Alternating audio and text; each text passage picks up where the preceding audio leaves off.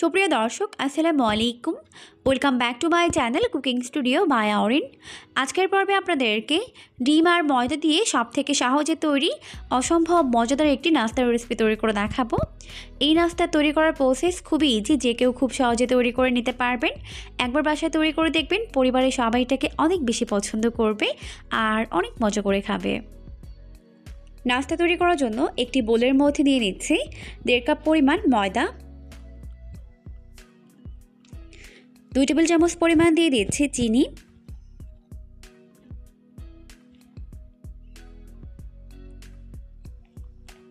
আর half চামচ পরিমাণ দিয়ে দিচ্ছি লবণ। এরপর প্রথমে লবণ আর চিনি ময়দার সঙ্গে খুব ভালো করে মিশিয়ে নিচ্ছে। মেশানো হয়ে গেলে এই পর্যায়ে এর মধ্যে দিয়ে দিচ্ছি 2 চামচ পরিমাণ ইস্ট, আর এটা হচ্ছে ইনস্ট্যান্ট অ্যাক্টিভ ড্রাই ইস্ট, তাই এটাকে অ্যাক্টিভ করার কোনো প্রয়োজন নেই। এরপর ইস্টকেও মদের সঙ্গে ভালো করে মিশিয়ে নিচ্ছে।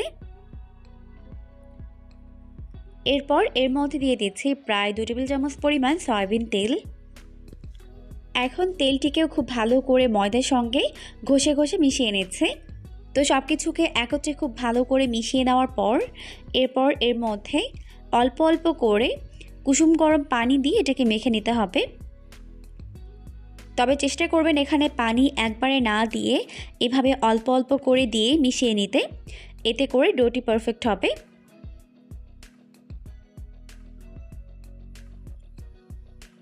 তো অল্প অল্প করে পানি দিয়ে এটাকে খুব ভালো করে মেখে নিয়েছে। এই পর্যায়ে কিন্তু এটা হাতের সঙ্গে আঠালোভাবে লেগে যাচ্ছে।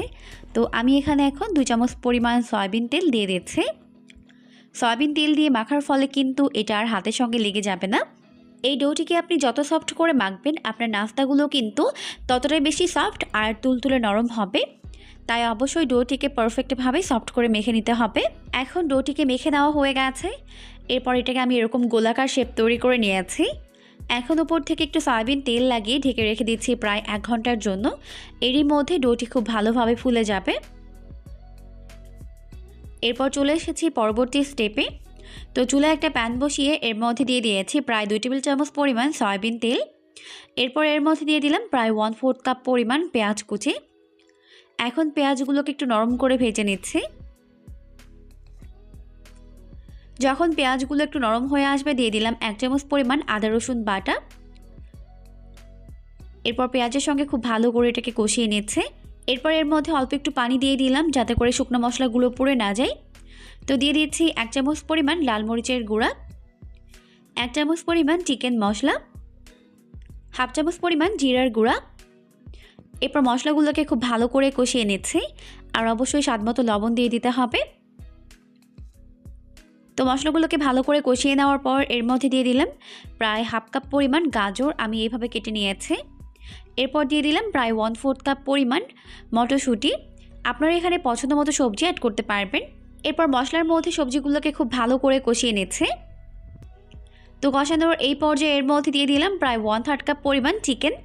আমি চিকেনগুলোকে আগে থেকে লবণ দিয়ে সিদ্ধ করে রেখেছিলাম। এখন এই মশলার মধ্যে চিকেনগুলোকেও কষিয়ে নিচ্ছে। সব কিছুকে একত্রে খুব ভালোভাবে কষিয়ে নেওয়ার পর এর মধ্যে দিয়ে দিচ্ছি হাফ কাপ পরিমাণ দুধ।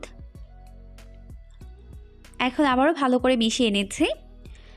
এভাবে পুরটাকে তৈরি করলে কিন্তু খেতে দারুণ মজার হয়, অবশ্যই ট্রাই করবেন আপনারা। ভালো করে সমস্ত কিছু মিশিয়ে নেওয়ার পর এটাকে ঢেকে রেখে দিচ্ছি প্রায় 2 মিনিটের জন্য। 2 মিনিট পর ঢাকনাটিকে উঠিয়ে নিচ্ছি।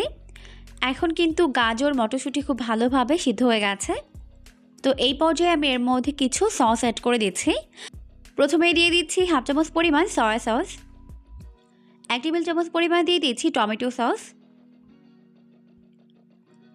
1 টেবিল চামচ পরিমাণ দিয়ে দিচ্ছি চিলি সস। এরপর এগুলোকে একত্রে খুব ভালো করে মিশিয়ে নিচ্ছে।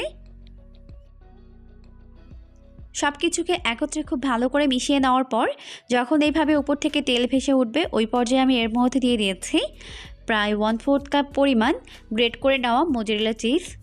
এরপর খুব ভালো করে মিশিয়ে দিচ্ছে। তো এখন চিজটি ভালোভাবে মেল্ট হয়ে গেছে, আমাদের পুরটা এখন রেডি।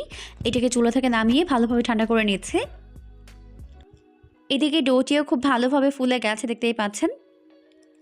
এরপর এই ডোটিকে মথে এর ভেতরে থাকা বাতাসটিকে বের করে দিব। এরপর এই ডোটিকে আমি 2টি ভাগে ভাগ করে নিচ্ছি। এখন একটি ভাগ রেখে অপর একটি ভাগ আমি বেলে নিব।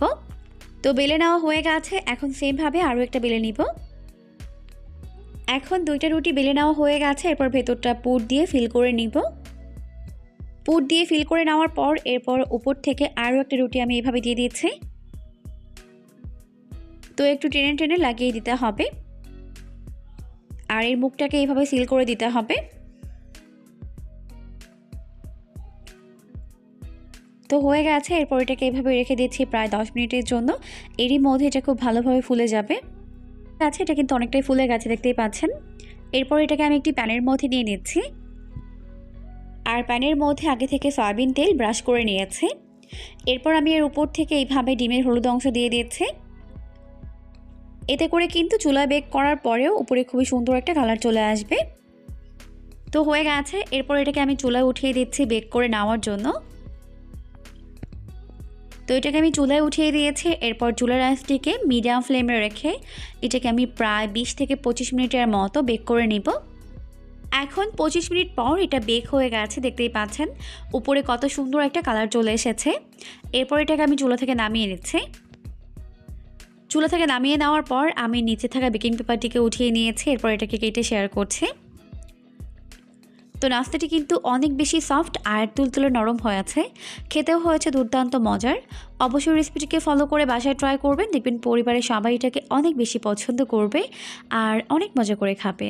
পরবর্তী ভিডিও দেখার আমন্ত্রণ জানিয়ে আজকের মতো এখানেই বিদায় নিচ্ছি। সবাই অনেক বেশি ভালো থাকবেন। আল্লাহ হাফেজ।